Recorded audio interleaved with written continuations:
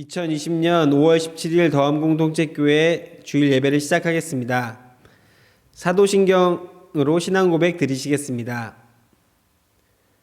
나는 전능하신 아버지 하나님, 천지의 창조주를 믿습니다. 나는 그의 유일하신 아들 우리 주 예수 그리스도를 믿습니다. 그는 성령으로 잉태되어 동정녀 마리에게서 나시고 본디오 빌라도에게 고난을 받아 십자가에 못 박혀 죽으시고 장사된 지 사흘 만에 죽은 자 가운데서 다시 살아나셨으며 하늘에 오르시어 전능하신 아버지 하나님 우편에 앉아 계시다가 거기로부터 살아있는 자와 죽은 자를 심판하러 오십니다. 나는 성령을 믿으며 거룩한 공교회와 성도의 교제와 죄를 용서받는 것과 몸의 부활과 영생을 믿습니다. 아멘.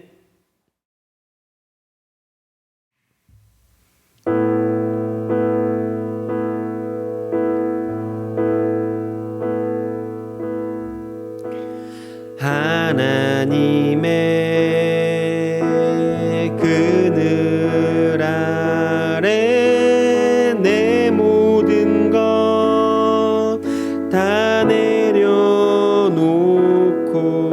나 잠잠히 주를 묵상하네.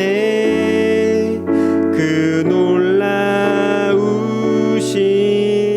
은혜를 끝이 없는 주의 사랑 강물 되어 흘러 내 영혼에 자유함 주시네. 날 새롭게 하시네.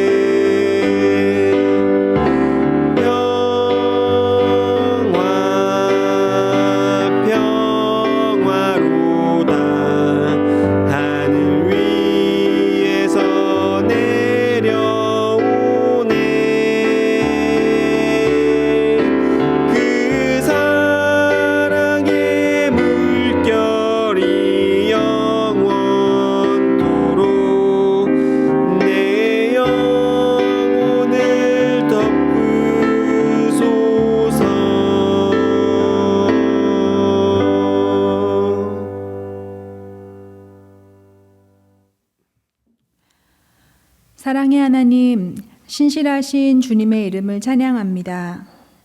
우리가 함께 한자리에 모이지는 못하지만 각자의 자리에서 주님을 바라보고 예배할 수 있음에 감사합니다. 코로나 바이러스 감염증의 장기화로 우리의 삶과 일상이 흔들리고 염려와 근심, 답답하고 불편한 마음들이 쌓여갑니다. 일터를 잃어버린 사람들, 즉 간접적인 피해로 경제적 위기와 어려움에 놓인 이들, 답답하고 심심해하는 아이들을 케어하는 부모들, 코로나 바이러스와 최전선에서 싸우는 의료진들과 공무원들, 힘들어하는 많은 사람들을 위해 기도합니다. 국민들의 협조와 협력으로 코로나19가 속히 지나가게 하옵소서. 우리에게 힘과 위로, 소망이 필요합니다.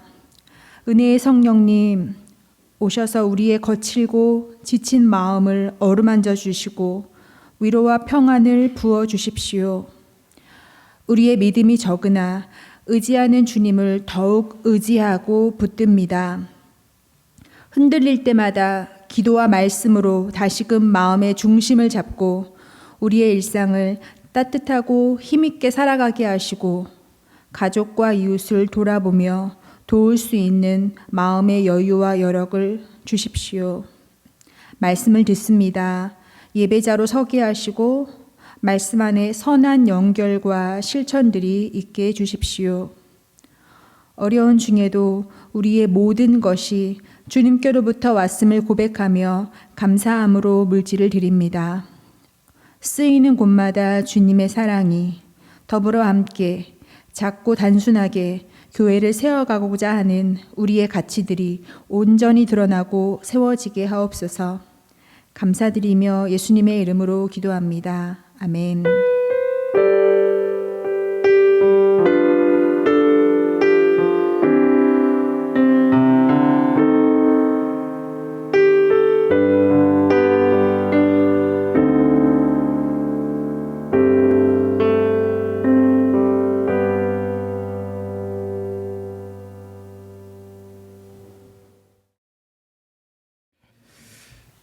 네, 교회 소식 전해드리겠습니다.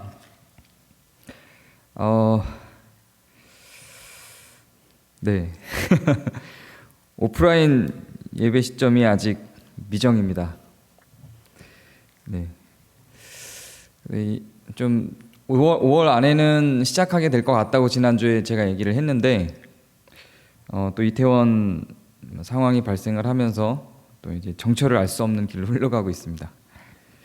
네, 좀 인내심을 갖고 그냥 그러려니 하고 기도하는 마음으로 좀 기다려 주시기 바랍니다. 어쨌든 5월 한 달은 이렇게 가지 않을까 생각을 합니다. 이럴 때일수록 만나기가 힘들어지고 매주 얼굴을 보던 사람들이 못 보니까요, 좀 아쉬움을 토로하고 이런 분들도 많이 있습니다. 이럴 때일수록 더 서로를 위해서 좀 기도를 더 많이 해주시고요. 더불어 자신의 경건을 위해서도 하나님의 마음을 놓지 않게 기도해 주시기 바랍니다. 5월 24일에는 예정된 직원회를 온라인으로 진행하게 될 예정입니다. 교육, 운영, 목회 등의 보고 내역은 주중에 카페를 통해서 올라갈 거고요. 그래서 미리 게시된 내용을 확인을 하시고 24일 당일 3시에 화상회의를 통해서 직원회의가 진행될 겁니다. 방법은 직원회 방에 카톡방에 단체 카톡방에 올리도록 하겠습니다. 그리고 평소에는 저희가 직원회 회의지만 광고를 통해서 교인들은 누구나 참여하실 수 있도록 그렇게 의결권은 없다 할지라도 관람 참여하실 수 있도록 기회를 드리는데, 혹시 직원이 아닌 분들 중에도 그 자료를 읽는 것 외에 직원회에 참여하고 싶은 분이 있다면 저에게 미리 연락을 좀 주시기 바랍니다. 5월 17일에 예정돼 있던, 그러니까 오늘 예정돼 있던 감사는 직원의 일정에 맞춰서 진행이 될 예정입니다. 지난주에도 드린 광고인데요, MT는 취소가 되었습니다. MT를 대체할 만한 어떤 교제의 장을 여는 문제에 대한 제한이 있어서 그 부분은 차후에 오프라인이 시작된 뒤에 어떻게 할지 논의를 해보도록 하겠습니다. 네, 감사합니다.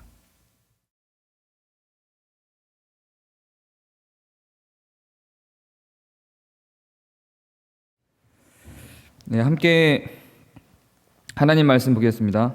오늘 데살로니가 전서 1장 6절 7절 읽겠습니다. 같이 있으신 분들은 같이 읽겠습니다. 시작. 또 너희는 많은 환난 가운데서 성령의 기쁨으로 말씀을 받아 우리와 주를 본받은 자가 되었으니 그러므로 너희가 마게도냐와 아가야에 있는 모든 믿는 자의 본이 되었느니라. 아멘.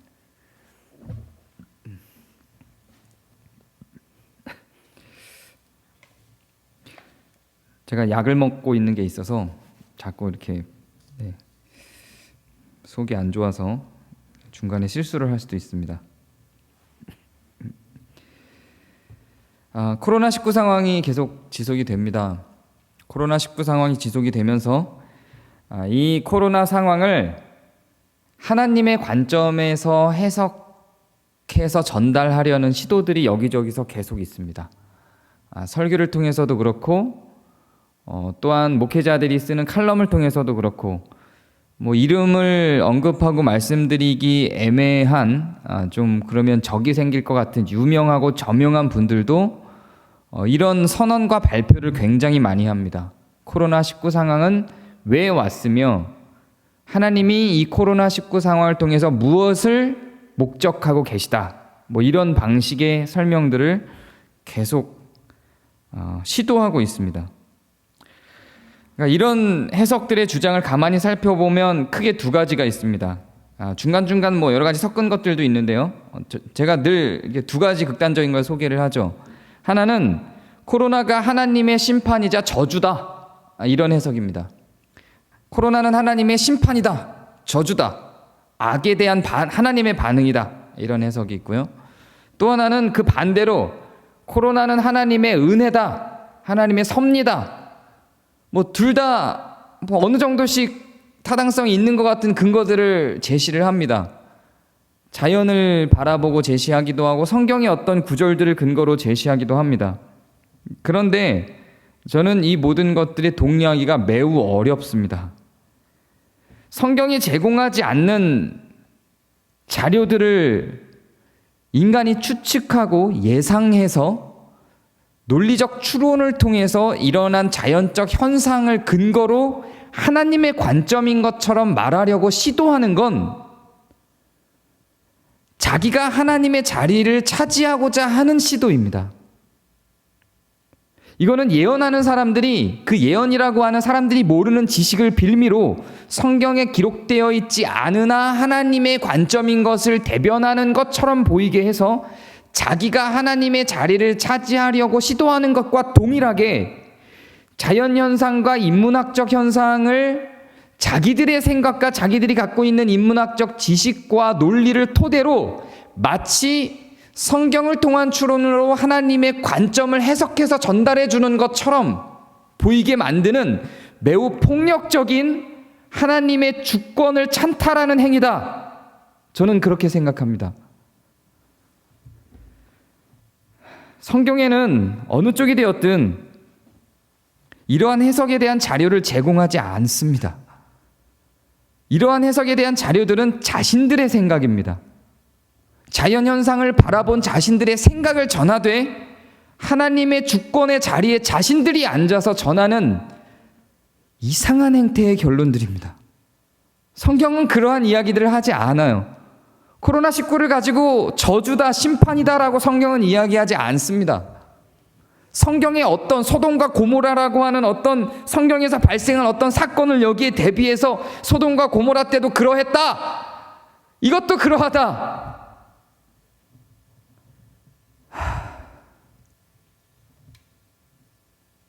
인간들은 많이 죽었지만 자연 만물들이 살아나는 걸 보니 하나님의 섭리다. 하나님의 은혜다.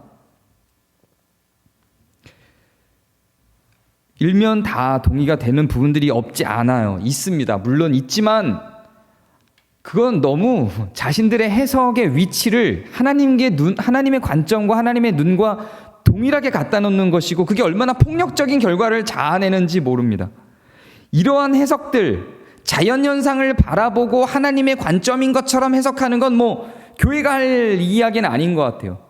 성경을 토대로 설교하는 목회자가 할 이야기는 아닌 것 같고, 그냥 그건 사람들이 얼마든지 할 수 있는 말인 것 같아요. 저는 불만이 있지만 거기에 대해서 뭐라고 왈가불가할 수 있는 건 아닌 거. 그냥 자신들의 욕망과 자신들의 생각을 표현한 것일 뿐이니까요. 자신들이 자연에 대한 해석이기 때문에 교회가 목회자가 할 말은 아니죠. 거기에 대해서는. 그런데 성경을 근거로 소돔과 고모라의 상황과 동일하니 이것은 하나님의 심판이다라고 하는 이러한 적용은 매우 위험한 적용이에요.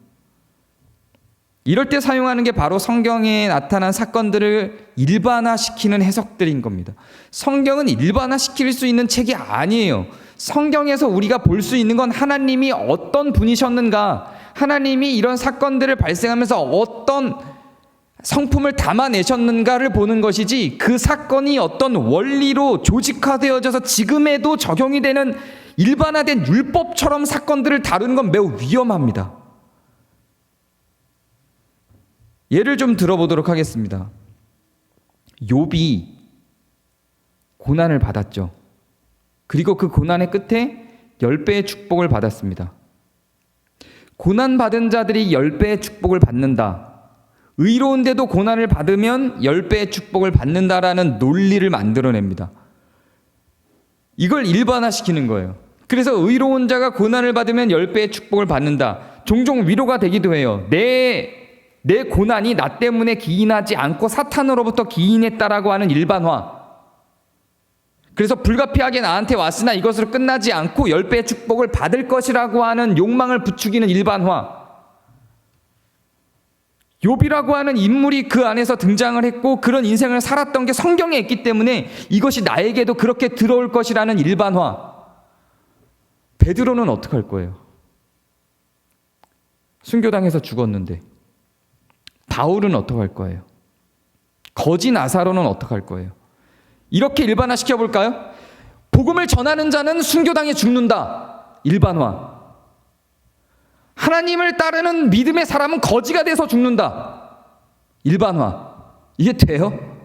이게 안 되는 겁니다. 이거는 하나님과 나사로의 문제였고요. 하나님과 베드로의 문제였고, 하나님과 바울의 문제였던 거고, 하나님과 욥의 문제였던 겁니다. 하나님이 어떠하신 걸 그 안에서 발견해야지, 그 안에 있는 인간들의 어떠함을 발견해서 그걸 논리화시키고 원리화시켜서 지금의 우리의 삶에 하나님과 내가 아닌 욥과 동일한 선상에 있는 욥과 동일한 인생의 원리를 적용시킨 나를 거기 투사시키는 것은 매우 위험한 일입니다. 성경의 사건들은 그렇게 일반화시키는 게 아니에요. 소돔과 고모라가 망한 건 소돔과 고모라에 대한 것입니다. 노아의 홍수 당시에 망한 건 노아의 홍수 때문인 거예요. 그거는 노아의 시대와 하나님과의 관계예요. 그것들을 전부 일반화시킬 수 있는 게 아니에요. 그래서는 안 되는 겁니다. 하나님을 얼마나 더 폭력적으로 만들며 얼마나 더 악한 분으로 그려내기를 원하시는지 모르겠습니다. 그렇게 주장하시는 분들에 대해서 하는 말입니다. 나아만이 물에 들어가서 나았죠. 병에 나았죠. 그래, 물에 들어가면 병에 낫나요? 그러니까 일반화시킬 수 있는 게 아니에요. 하나님과 나아만의 관계입니다. 요나 때문에 폭풍이 일어났어요. 폭풍이 일어나면 요나 같은 사람이 있는 건가요? 하나님께 불순종한 사람이 있어서 폭풍이 일어나면 요나처럼 불순종한 사람을 찾아야 돼요. 만약에 그걸 일반화시켜버리면 무슨 일이 발생하죠? 실제로 그걸 일반화시키는 사람들이 있어요. 굉장히 허다합니다. 저는 이것과 코로나 상황을 일반화시키는 것을 동일한 별반 큰 차이를 느낄 수가 없어요.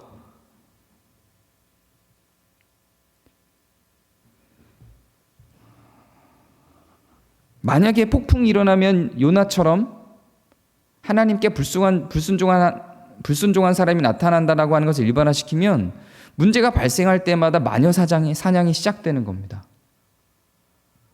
지금 코로나 상황과 좀 비슷한 맥이 닿는 부분이 있지 않나요? 마녀 사냥이 시작돼요. 원인을 찾으려고 하면 마녀 사냥이 시작되는 겁니다. 이렇게 개별적인 상황에 우리가 계산할 수 없는 그런 종류의 행동과 결정을 하나님께서 하시죠. 그런데 우리는 그걸 계산할 수 없어요. 하나님의 지혜와 지식을 알 수 없어요. 그런데도 자꾸 계산하려고 하는 거예요. 이렇게 이야기해요. 우리는 하나님의 지혜와 지식을 알 수 없기 때문에 하나님이 이렇게 하셨다. 지혜와 지식을 알 수 없다면서 왜 해석을 하는 거예요, 도대체? 하나님의 지혜와 지식을 알 수 없으면 겸손히 가만히 있는 거예요. 근데 우리는 하나님의 지혜와 지식을 알 수 없다 그래 놓고 하나님이 심판하셨다. 하나님의 지혜와 지식을 알 수 없다. 이건 하나님의 섭리의 은혜다. 뭘 근거로요? 알 수 없다면서요. 그냥 하나님의 지혜와 지식을 알 수 없다의 고백에서 끝나는 겁니다. 그 뒤에 해석은 하지 말아야 해요. 그래서는 안 됩니다. 하나님의 자리를 차지하고 싶어 난리가 났어요. 하나님은 모든 정황 속에서 하나님과 그와의 관계를 맺으면서 하나님이 얼마나 인격적인 분이신지를 이야기하고 있어요. 하나님이 욥과 맺은 인격적 교제와 하나님이 바울과 맺은 인격적 교제와 하나님이 베드로와 맺은 인격적 교제와 하나님이 소돔과 고모라 시대에 맺은 인격적 교제와 하나님이 노아의 홍수 때에 맺은 인격적 교제와 하나님이 다윗과 맺은 인격적 교제, 열왕기 상하 시대에 있었던 하나님께서 그들과 맺은 그 이스라엘 백성들과 맺었던 인격적 교제가 다 달라요. 일반화시킬 수 있는 게 없어요. 매우 위험해요. 하나님이 지금 이 시대와 맺는 인격적 교제도 다르고 지금 이걸 듣고 있는 여러분 누군가와 또 저와 제 아내와 맺은 인격적 교제도 다르고 저와 맺은 인격적 교제도 달라요. 그게 하나님을 조직화하고 원리화시킬 수가 없어요. 하나님은 그럴 수 있는 분이 아니에요. 하나님은 전능하시다면서요. 어떻게 그거를 하나님은 전능하시다 이렇게 해놓고 인간이 전능하시다고 해놓고 인간이 하나님을 조직화해요. 원리화시켜요. 기계화시켜요. 그리고 그 원리에 하나님을 자꾸 대입해요. 그 인간이 만든 원리에서 하나님이 벗어나려고 하면 그 저주를 내리는 거예요. 하나님으로부터 떠났다고 이야기를 하는 거예요. 하나님을 신뢰하고 믿고 있는데. 그걸 조직한 사람이 권력이 되는 거예요. 하나님의 관점을 갖고 하나님의 힘을 가져요. 이게 말이 되는 게 이게 아니에요. 얼마나 하나님을 더 망가뜨려서 소개를 하려고 그러는지 모르겠어요. 하나님은 우리가 그렇게 우리가 만든 원리 속에 가둬놓을 수 있는 분이 아닙니다.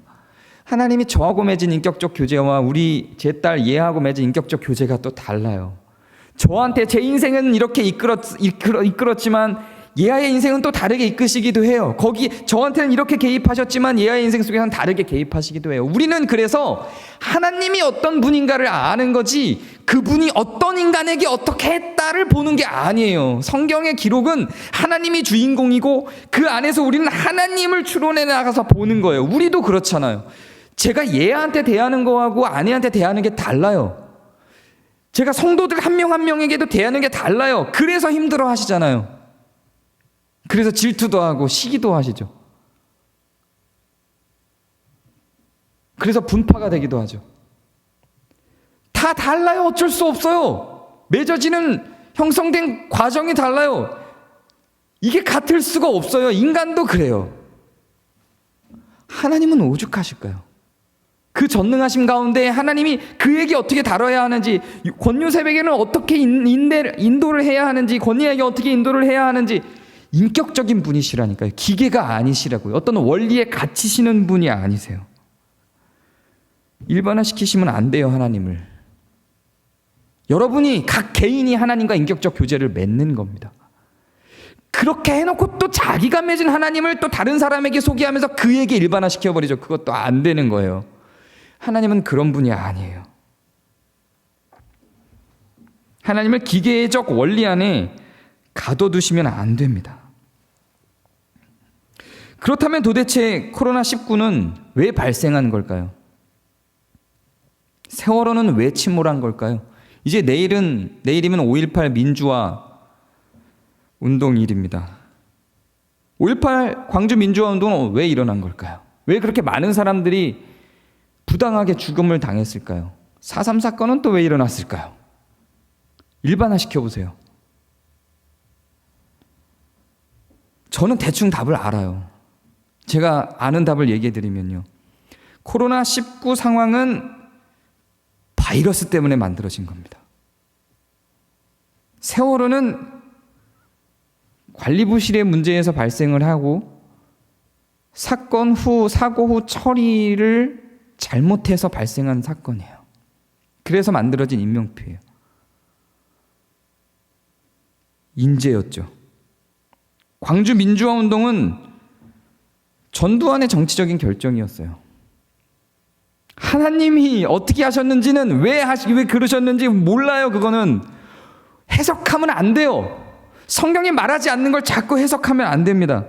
하나님의 관점으로 설명함으로 인해서 하나님의 자리를 차지하고 싶은 그 모든 욕망을 버려야 돼요. 정말로 겸손한 사람은 그냥 몰라요, 하나님 알려주세요 해서 끝나는 거예요. 내 인생에 대해서 해석하는 것도 버거워요. 왜? 어떻게 인간이 하나님의 안내도 없이 하나님의 자리에 서서 하나님의 관점으로 하나님의 입으로 하나님의 주권을 자기가 차지하면서 세상을 해석해요. 내 인생 하나도 해석이 안 되는데. 제가 매우 사랑하고 존경하는 송민원 목사님이라는 분이 있는데요. 그분이 이런 말을 했어요. 성경의 빈자리에 초점을 맞추지 말고 성경이 무엇을 강조하고 있으며 어떤 것을 여러 번 반복하고 있는가에 주목하라. 감동적이지 않아요? 성경은 이렇게 보는 거예요. 정말로 사람들의 관심이 자기들의 어떤 지식을 뽐내기 위해서 성경의 빈자리에 초점을 맞춰요. 성경이 말하지 않는 것들을 얼마나 잘 해석하느냐가 하나님께 더 가까운 지식을 갖고 있는, 소유하고 있는 사람인 것처럼 주장을 해요. 와, 신앙은 그런 게 아니에요. 성경이 무엇을 강조하고 있는지를 보고 그 강조점 안으로 들어가는 거예요. 하나님을 사랑하고 이웃을 사랑하는 거죠. 끊임없이 성경은 계속 그걸 반복하잖아요.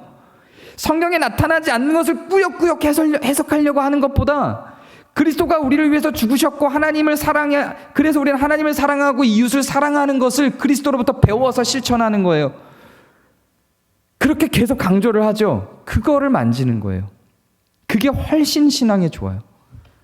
근데 저는 조금 더 이 송민원 목사님이 제시하신 이 문장에서 조금 더 나아가서 저는 성경이 말하지 않는 것을 말하는 것은 악한 행위라고 생각을 해요. 위험한 행위라고 생각해요. 그리고 성경이 반복해서 말하는 것에 귀를 기울이는 것을 저는 경건이라고 생각합니다. 칼빈은 이러한 원리에 대해서 이렇게 말했죠. 성경이 가는 데까지만 가자. 성경이 가는 데까지만 가자. 이게 답이에요. 성경에 가지 않은 것을 굳이 가서 건드려서 마치 그게 하나님의 말씀인 것처럼 설명하려고 든다면 그 사람의 말에 귀 기울이지 마세요. 매우 유명한 목사님들 중에도 이러시는 분들이 너무 많아요. 자기만 하나님의 음성을 들은 것처럼, 근데 그게 성경에 근거하고 있는 성경의 어떤 특정 사건을 일반화시켜서 그것과 대치되는 다른 사건들이 얼마든지 성경에 있는데, 그러면 성경은 환난에 대해서 어떻게 이야기를 할까요? 이제 결론이에요. 그러면 성경은 과연 환난에 대해서 어떻게 이야기할까요?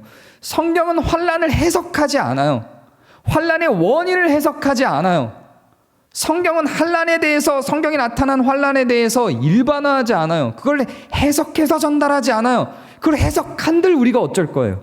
하나님이 어떠한 이유로 그 환난을 주셨든 우리가 어쩔 거예요? 나중에 하나님한테 가서 따지세요. 그때 물어보세요. 지금 따지셔도 돼요. 그러나 그걸 결정해서 일반화시키지 마세요.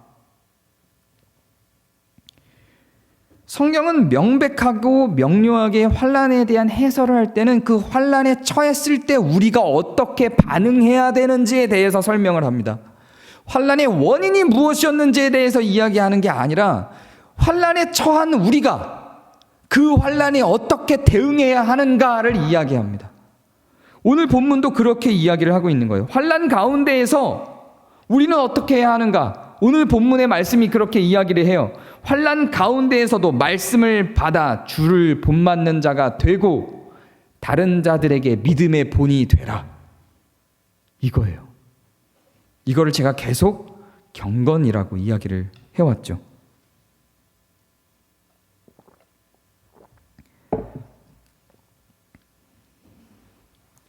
주님을 본받는 행동을 하는 걸 넘어서서 주님을 본받는 자가 되는 것. 그렇게 주님을 본받은 자가 돼서 주님을 본받은 주님과 같은 행동이 내 삶 속에서 나타나는 것. 그게 경건인데 그걸 하라고요. 언제? 환난의 때. 환난의 때. 환난은 이것을 더 못하게 방해를 하죠. 환난의 때일수록 이것을 더 묵상하며 이 안으로 더 들어가며 이렇게 사는 거예요. 그게 환난의 때에 우리가 어떻게 해야 할지에 대해서 성경이 제시해주고 환난에 대해서 성경이 강조하고 몇 번이나 반복해서 이야기하고 있는 부분입니다. 데살로니가 전서는 전체가 다 이 이야기를 하고 있어요. 환난의 때에 우리가 어떻게 행동할 것인가를 고린도 전서가 계속해서 반복적으로 이야기를 합니다. 특히 데살로니가 전서의 특히 데살로니가 전서의 마지막 부분인 5장에 가면 이렇게 이야기를 하고 있습니다. 환난의 때에 우리가 어떻게 할 것인가, 환난의 때에는 우리가 어떻게 살아가야 하는가에 대해서 데살로니가 전서 5장에 이렇게 이야기를 해요. 환난의 때예요. 환난 가운데에서 오직 깨어 정신을 차리자. 환난의 때일수록 우리는 경건을 잃기가 쉽죠. 오직 깨어 정신을 차리자. 정신을 차리고 믿음과 사랑의 호심경을 붙이고 구원의 소망의 투구를 쓰자. 피차 권면하고 서로 덕을 세우자. 이렇게 이야기를 합니다. 덕을 세우자. 사랑 안에서 가장 귀히 여기며 화목하자. 환난의 때에 싸움이 많이 일어날 가능성이 훨씬 높지요. 환난의 때에 환난이 닥치면서 아버지가 자녀를, 아내를 때리는 일들이 더 많이 일어난다는 기사도 나죠. 코로나 상황이 되면서 더 어려울수록 그럴 수 있는 가능성은 높아지죠. 환난의 때에 사랑 안에서 가장 귀히 여기며 화목하자. 환난의 때에 마음이 약한 자들을 격려하고 힘이 없는 자들을 붙들어주며 모든 사람에게 오래 참자. 환난의 때일수록 마음이 약한 자들은 더 어렵고 힘이 없는 자들은 더 힘들죠. 그래서 환난의 때에 마음이 약한 자들을 격려하고 힘이 없는 자들을 붙들어주며 모든 사람에게 오래 참자. 환난의 때에 삼가 누가 누구에게든지 악으로 악을 갚지 말고 모든 사람을 대하든지 항상 선을 따르자. 환난의 때 원망하기 바쁘죠. 누구 때문이야. 악을 악으로 갚지 말고 환난의 때일수록 더욱더 선을 따르자. 그리고 이렇게 얘기해요. 환난의 때에 항상 기뻐하라. 쉬지 말고 기도하라. 범사에 감사하라. 이게 환난의 때에 나온 이야기예요. 환난의 때. 악은 어떤 모양이라도 버리자. 온전히 거룩해지자. 온 영과 혼과 몸을 흠없게 보존하자.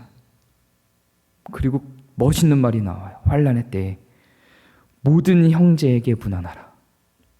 이게 다 환난의 때에 할 일들입니다. 환난의 때에 우리가 어떻게 반응해야 되는지에 대해서 하나님께서 말씀하고 계신 내용인 거예요. 성경은 반복해서 환난의 때에 우리 보고 경건하기를 요청합니다. 더욱 경건 안으로 들어가게 되기를 요청합니다. 전부 경건의 실천에 대한 말씀들입니다.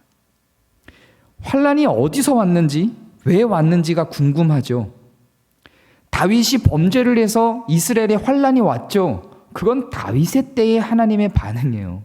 그거를 일반화시켜서 자, 이제 다윗과 같은 왕이나 대통령이 범죄를 하면 백성들에게 이런 벌을 내린다. 이런 게 없어요, 성경에.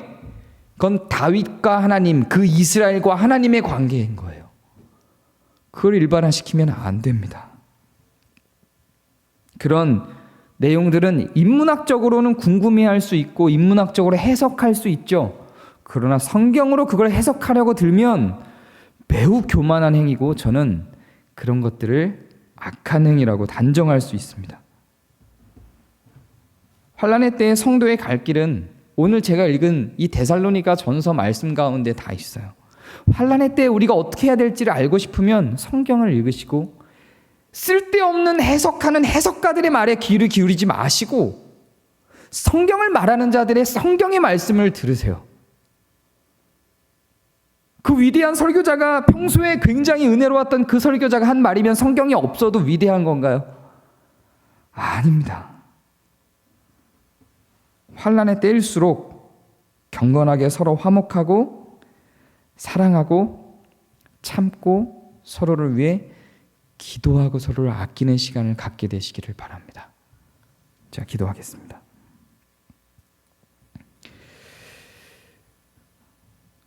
은혜의 하나님,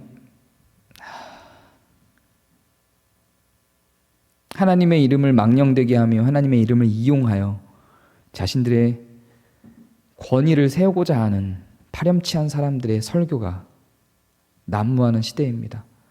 환난의 때에 위로하며 사랑하며 약한 자들을 도우며 세워주기에도 부족한 그 환난의 때에 분노를 쏟아부을 대상을 정하고 분노를 쏟아 부으며 그걸 이용하여 자기의 권위를 세우고자 하는 그 모든 악한 음성들에 대하여 하나님이 만져주시고 교회들 가운데 하나님의 은혜로운 사랑을 더딥혀 주셔서 성령을 보내주셔서 더욱 기도에 힘쓰고 서로를 사랑하며 더욱 용서하고 더 약한 것들을 돌아보는 시간이 되어질 수 있도록 인도하여 주옵소서. 하나님의 눈을 갖기를 열망하는 그 교만한 눈들을 내리시고 하나님의 그리스도의 겸손한 마음을 갖기를, 그리하여 더 낮은 자리를 돌아보고 더 사랑하며 더 경건할 수 있는 자리로 갈 수 있도록 우리를 인도해 주시옵소서. 우리 구주 예수 그리스도의 이름으로 기도합니다. 아멘. 우리 함께하는 기도로 함께 다 같이 기도하겠습니다. 매주 하던 대로 제가 더불어 함께하는 기도문을 읽을 테니까요. 주보 참조해서 같이 해주셔도 좋고 눈을 감고 기도에 따라와 주셔도 괜찮겠습니다. 다 함께 기도하겠습니다. 하나님, 우리는 환난 가운데 처해 있습니다. 이 환난이 어디서부터 온 것인지 우리는 알지 못합니다. 이 환난이 무엇 때문에 온 것인지도 우리는 알지 못합니다. 다만 우리는 확실히 알고 있습니다. 환난이 우리로 하여금 경건의 마음을 빼앗아갑니다. 환난은 우리로 하여금 사랑을 빼앗아갑니다. 환난은 우리로 하여금 희락을 빼앗고 원망하게 만듭니다. 그러나 하나님, 우리는 환난 날에도 여전히 경건하며 환난 날에 더욱 사랑하며 환난 날에도 희락을 잃지 않았던 믿음의 선배들을 기억합니다. 우리도 이 환난 날에 더욱 눈을 뜨고 말씀 가운데 거하게 하여 주옵소서. 하나님, 환난 날에 더욱 서로 덕을 세우게 하여 주옵소서. 사랑 안에서 가장 귀히 여기며 화목하게 하여 주옵소서. 마음이 약한 자들을 격려하고 힘이 없는 자들을 붙들어주며 모든 사람에게 오래 참게 하여 주옵소서. 누가 누구에게든지 악으로 악을 갚지 말게 하시고 서로 대하든지 모든 사람을 대하든지 항상 선을 따르게 하여 주옵소서. 항상 기뻐하고 쉬지 않고 기도하게 하여 주옵소서. 범사에 감사하게 하여 주옵소서. 성령을 우리 안에서 소멸하지 말아주시고 말씀을 멸시하지 않게 하시고 범사에 헤아려 좋은 것을 취하고 악은 어떤 모양이라도 버리게 하여 주옵소서. 친히 우리를 온전히 거룩하게 하시고 또 우리의 온 영과 혼과 몸이 흠없게 보존되게 하여 주옵소서. 예수님의 이름으로 기도합니다. 아멘.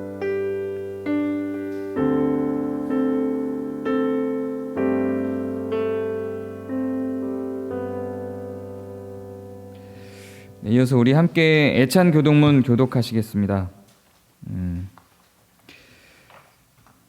제가 인도자 부분 읽으면 여러분이 회중 부분을 함께 교독해서 우리 한몸된 마음을 고백하는 시간을 갖겠습니다. 우리는 서로를 그리스도의 몸된 교회의 한 형제 자매로 고백합니다.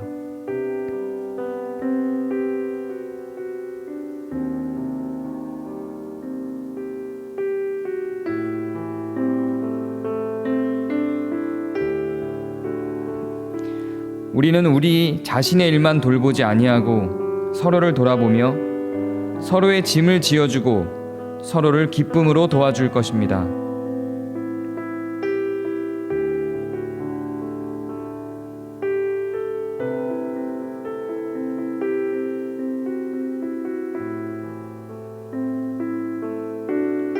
기쁠 때나 슬플 때나 그 기쁨과 슬픔을 함께 나누고 서로를 격려하며 교회 공동체의 덕을 세우는 모든 일에 함께 할 것입니다.